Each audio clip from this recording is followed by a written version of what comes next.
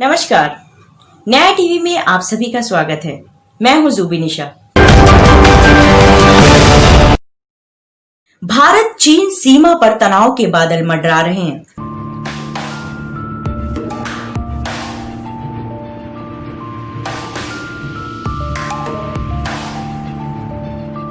Took a first-hand account of the situation on the ground, and they are highly motivated.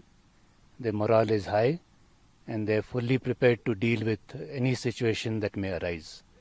I would like to reiterate, as always, that our officers and men are the finest in the world, and they will not only make the army proud, but also the nation proud. Well, the situation along the LAC is slightly tense. भी जैसे आपको मालूम है, पिछले 3 महीने से स्थिति नाजुक ही थे। जो यथास्थिति है उसको हम बरकरार रखेंगे, और इसको बरकरार रखने के लिए अलग अलग ज़रिए से बातचीत चल रही है, मिलिट्री लेवल पर भी, डिप्लोमेटिक लेवल पर भी। और हमें पूरा यकीन है कि जो अभी समस्या खड़ी हुई है उसको बातचीत के ज़रिए पूरी तरीके से हल किया जा सकता है। जैसे मैंने कहा कि जो भी हम हरकतें देख रहे थे उसको मद्देनज़र रखते हुए अपनी सुरक्षा के लिए हमने जो कदम उठाने थे वो हमने उठाए हैं, और मुझे उम्मीद है कि जो हमने डिप्लॉयमेंट की है उससे हम अपनी सुरक्षा कायम रखेंगे। ऐसे में सीडीएस रावत ने कहा है कि वह हर परिस्थिति से निपटने के लिए तैयार हैं।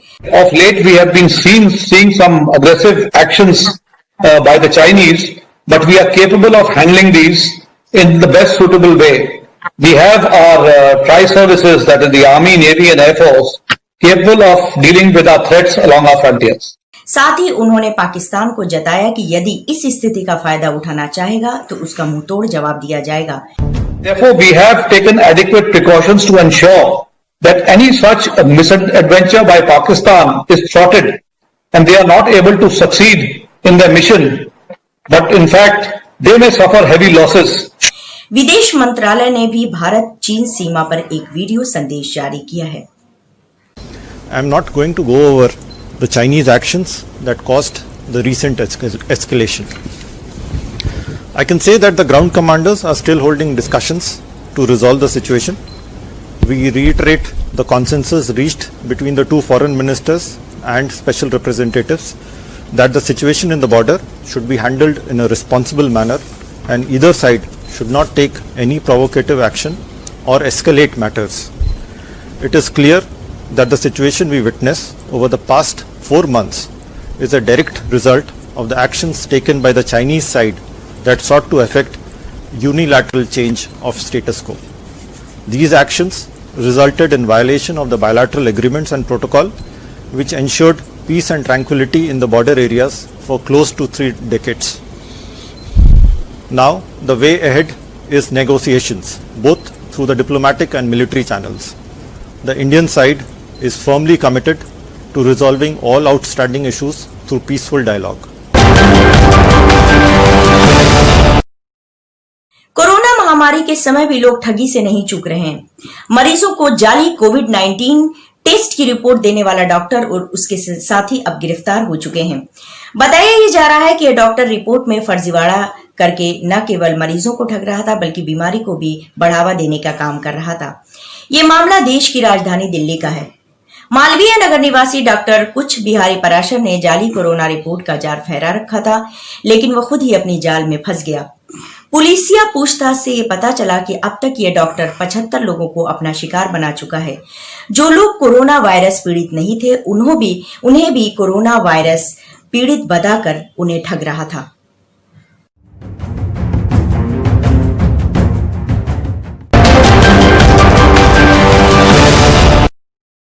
सुशांत मामले में अब एक नया मोड़ आ चुका है।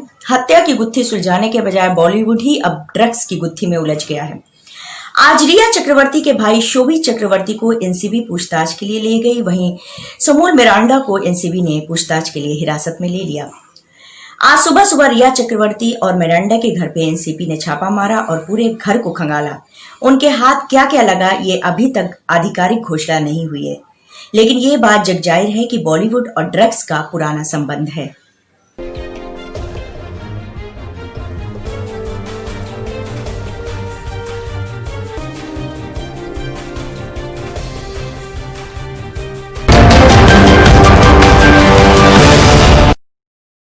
निर्वाचन आयोग ने ये स्पष्ट कर दिया है कि बिहार में चुनाव 29 नवंबर तक पूरे हो जाएंगे।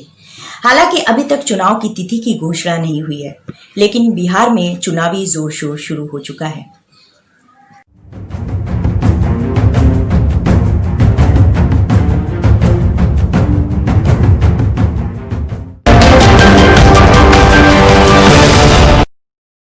बिहार चुनाव के मद्देनजर जीतन मांझी ने अब एनडीए का दामन थाम लिया है। मांझी ने जेडीयू को अलविदा कह दिया है। अब पत्रकार वार्ता में जब उनसे ये पूछा गया कि आप हमेशा दल बदल क्यों करते हैं, तो वो पत्रकारों पर भड़क उठे।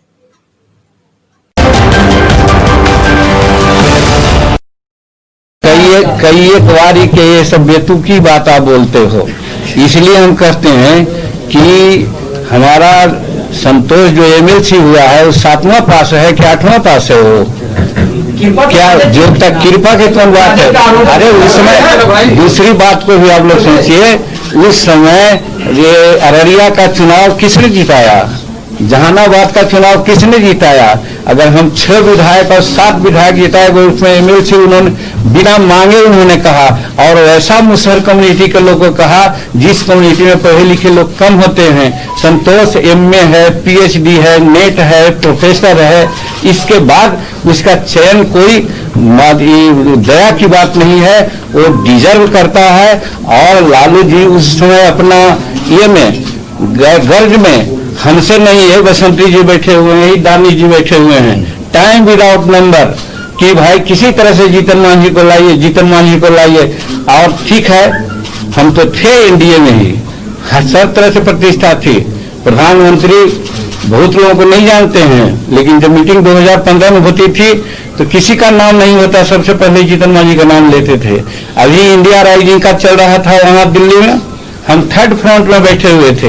वही कुक्कुट बांध के बारे में उन्होंने चर्चा शुरू किया कि हम बिहार के लिए किया, जो 24 करोड़ में था अब 300 करोड़ में होने जा रहा है, हमने उसको किया। देखिए जीतन मांझी बैठे हुए हैं उन्हीं का राज का, सब लोग देखने लगा कि कौन जीतन मांझी है। तो कहने का मतलब हमको हर तरह से सम्मान था, लेकिन लालू प्रसाद जी के गलत मैंने चक्कर में हम पड़ गए कि आओ भाई, जो एनडीए नहीं कर रहा है हम लोग आपको साथ देंगे, चाहे आरक्षण का मामला हो, सामाजिक न्याय का मामला हो। लेकिन वहां जब हम गए तो हमको तो यही लगा कि वहां भाई भतीजेवाद है, करप्शन है, हर तरह से अपने बारे में विशेष सोच है, न कि राज के बारे में सोच है। इसलिए वहां गए और एमएलसी उन्होंने बनाया, कोई दया उन्होंने नहीं की, उपकृत हम लोग किया, उनको मेहनत किया गया, उसके ये में उन लोगों ने बनाया।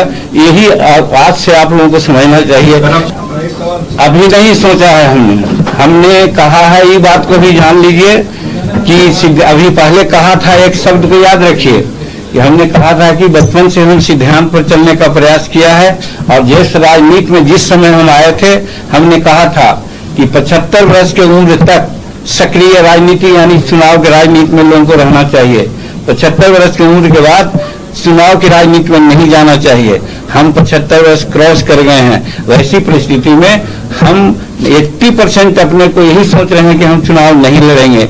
लेकिन जमहूरियत है, कार्यकर्ताओं का मनोबल है, राज्य हित है, जिस दल में हम लोग गए हैं, जिस गठबंधन में गए हैं, उनका क्या विचार है, इस पर विचार करके आगे निर्णय लेंगे। लेकिन अभी यही है, हम अपने मन से चुनाव लड़ने के पक्ष में नहीं है। कोई भी मुद्दा को सॉर्ट आउट करने का तरीका होता है।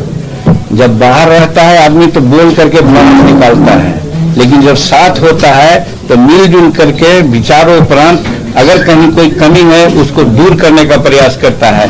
तो हम नीतीश जी के साथ और एनडीए के साथ इसलिए आए हैं कि कहीं कोई बातें ऐसी होगी जो जनता आजकल उसको नहीं समझती है या कहती है कि ये गलत बात है, उन बातों पर विचार करके हम ठीक रास्ते पर चलें, इसका भी प्रयास हम करेंगे।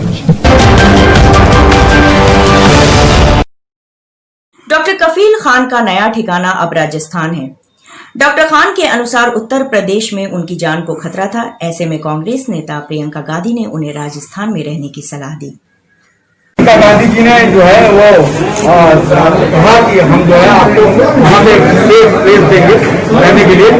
एमपी को लगा कि मुझे अभी भी खतरा है सरकार से, शायद वो कोई और फास्ट केस लगा दे और शायद वो कोई जो है जीवन को भी खतरा है, तो हमने कहा कि उसे यूपी से। आज बस इतना ही।